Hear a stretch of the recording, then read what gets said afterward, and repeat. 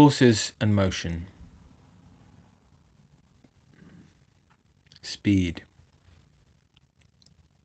Speed quantifies the pace of motion. It defines the distance traversed relative to the time elapsed. It's calculated, divide the total distance traveled by the duration of the travel. The units of speed reflect this ratio of space to time. Familiar measures include meters per second, miles per hour, or kilometers per hour. Determining any specific speed relies on two essential variables: the distance covered and the time required to cross it. Distance-time graphs visualize motion through geometry. The slope of the line reveals the speed. A steeper incline signifies rapid movement, while a flat, horizontal line marks a complete halt. A downward path indicates a return toward the origin. When the line curves, speed is in flux. An upward bend signals acceleration, whereas a leveling curve reflects deceleration. Relative motion defines how objects move in relation to one another. When two objects approach from opposite directions, their speeds combine.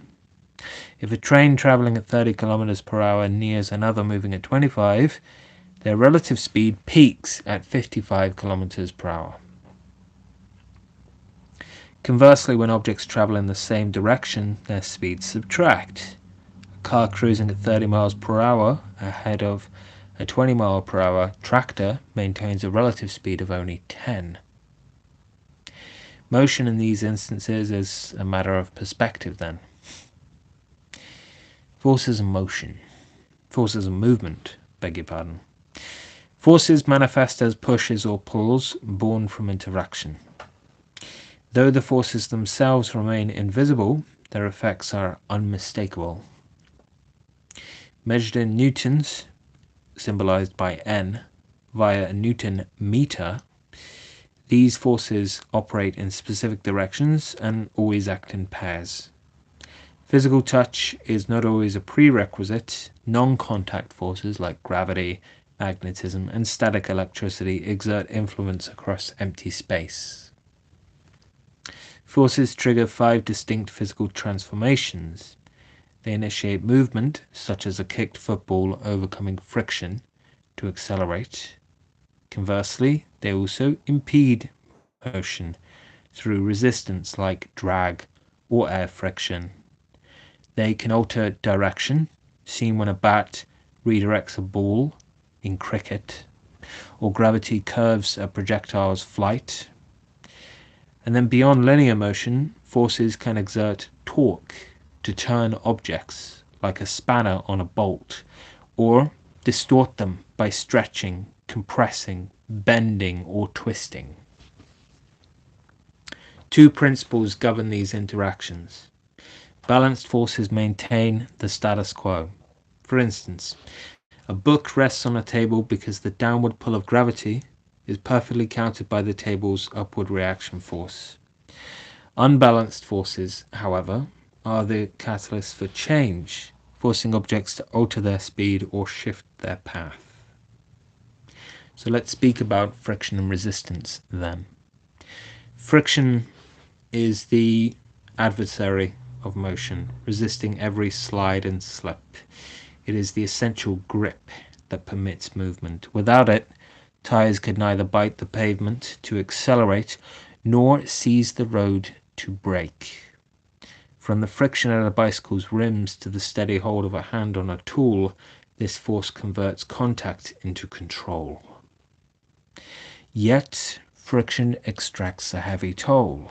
It bleeds energy from machines, transforming motion into wasted heat that warms gears and wears down parts.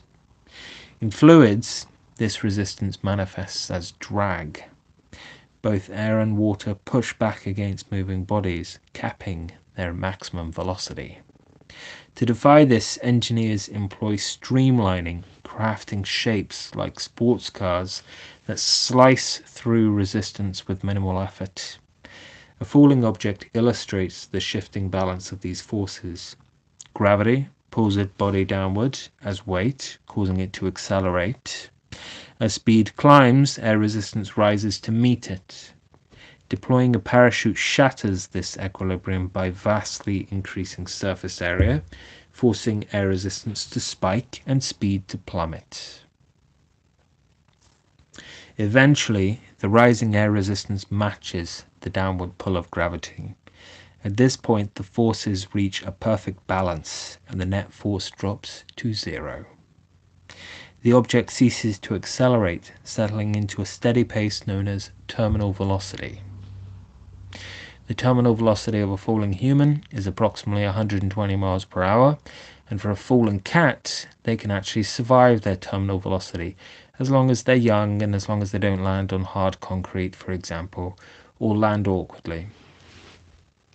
Only upon impact does the ground provide the final upward reaction force, bringing the descent to a definitive halt. Let's speak about force diagrams, although it would be better if I could visualize them for you.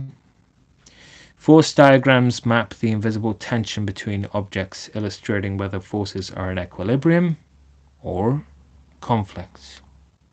Consider a stationary teapot. Gravity pulls it downwards with 10 newtons of weight, while the table exerts an upward reaction force of 10 newtons. Because these forces are equal in magnitude and opposite in direction, their arrows share the same length. They are perfectly balanced, holding the teapot in a state of rest. An accelerating bus presents a different dynamic. Say if the engine generated a forward force of 2,000 newtons, while friction resisted with a force of only 500 newtons. In this diagram, the forward arrow dwarfs the opposing one. These forces are unbalanced, resulting in a net forward force that compels the bus to gain speed. To find the resultant force on a single line, one must combine these individual vectors. Forces in the same direction are added, those in opposite directions are subtracted, of course. This final sum dictates the object's fate, whether it will accelerate, decelerate, or maintain at a constant velocity. What about moments, though? What are moments? Well, forces compel objects to rotate around a fixed point known as a pivot. On occasion, the center of a seesaw, for example, is a classic example of such a rotation point. The specific turning effect that you see there is defined as a moment. To calculate a moment, you have to multiply the applied force by the perpendicular distance from the pivot. This relationship is expressed in Newton meters, derived from force in newtons and distance in meters. So, to clarify, a moment has the units Newton meters. For a system to achieve equilibrium, its moments must be perfectly balanced. What I mean by that is the clockwise and anti-clockwise moments must add up to zero. Clockwise moments must equal anti-clockwise moments. Okay, now let's just speak about forces and elasticity. Forces deform objects through stretching or compression. A crushed can serves as a clear example, where an applied force permanently alters its physical form. In contrast, springs exhibit elasticity, returning to their original state once the force is withdrawn. This transformation requires work, a process that transfers energy between states. When you stretch a spring, kinetic energy is converted into elastic potential energy and stored upon release. That stored energy returns to a kinetic store. This relationship is governed by something known as Hooke's law. For a supported spring, the extension remains directly proportional to the force applied. This linear connection remains constant until the spring reaches its elastic limit. Of course, if you keep stretching something, eventually it snaps and breaks. You can actually define it using a formula. F equals K times E, where K is the spring constant. It's a number that is associated with that particular spring. Okay? And you measure it in newtons per meter. It's a unique property of the material's stiffness. A loaded spring eventually achieves equilibrium. Whenever you if you stretch a spring out with a constant weight, say if you were to hang 4 or 5 apples off the sort of edge of a spring, it would reach equilibrium, right? That coheres with our experience. In this state, the forces are perfectly balanced and the system remains still. The downward pull of the weight is exactly countered by the upward tension of the spring. Because these opposing forces are equal, the system rests in stable, stationary balance. Now let's speak about pressure. What is pressure? Pressure quantifies force distributed across a surface. Right? It's talking about force that is spread out and pressing on a surface, hence pressure. It's spelled like P-R-E-S-S, pressure. It is the quotient of force divided by area. Pressure equals force divided by area, and you measure it in pascals, PA. Okay, where 1 pascal is 1 newton per square meter. For this calculation to hold, the force must act normally, striking the surface at a precise 90-degree angle. Okay?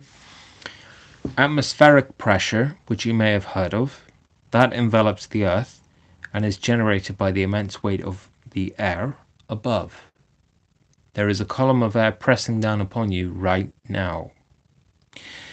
While we remain oblivious to its constant weight, the intensity does actually shift with elevation. If you climb up a mountain, you will experience less atmospheric pressure.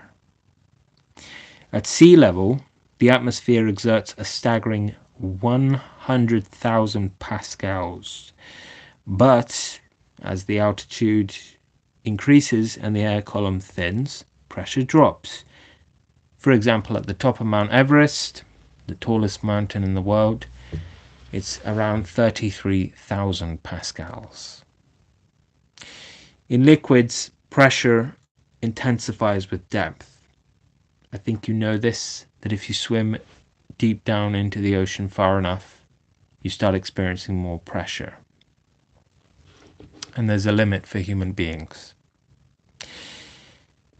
It's driven by the mass of the fluid overhead. This hydraulic pressure presses in all directions simultaneously. So it's not as if it's just sort of weighing down on your back. It's in all directions simultaneously.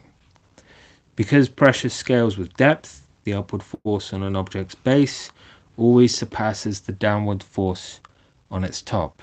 This imbalance creates something known as upthrust. If this upward surge matches the object's weight, it floats. If the weight prevails, on the other hand, it sinks. And that's this section for today.